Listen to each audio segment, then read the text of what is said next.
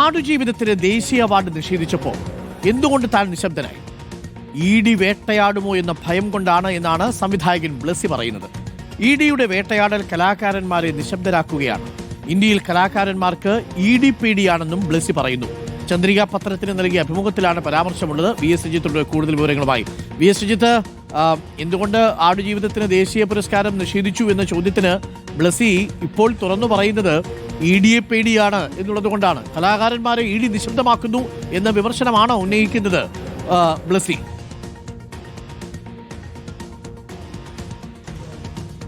Doctor Arunkumar, ഇന്ന് ചന്ദ്രിക ദിനപത്രത്തിൽ വന്ന അഭിമുഖത്തിലാണ് ബ്ലസ്സിയുടെ ഈ തുറന്നു പറച്ചിലുണ്ടായിരിക്കുന്നത്.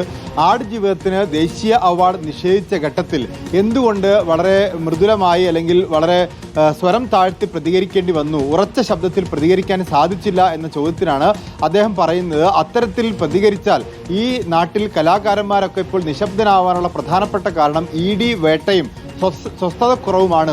സ്വൈര്യമായി ജീവിക്കാൻ അനുവദിക്കില്ല എന്നുള്ള ഭയമുണ്ട്. അതുപോലെ ഇ.ഡി വേട്ടയാടും എന്ന ഭയമുണ്ട്. ഈ ഭയം കൊണ്ടാണ് പലപ്പോഴും പ്രതികരിക്കാൻ മടിക്കുന്നത് എന്നുള്ളതാണ് ഇന്നിപ്പോൾ ഇസ്മായിൽ വയനാടുമായി നടത്തിയ അഭിമുഖത്തിൽ അദ്ദേഹം തുറന്നു പറഞ്ഞിരിക്കുന്നത്. ഈ പലസ്തീൻ ഇസ്രായേൽ വിഷയവുമായി ബന്ധപ്പെട്ടാണ് ഈ അഭിമുഖം ആരംഭിക്കുന്നത്.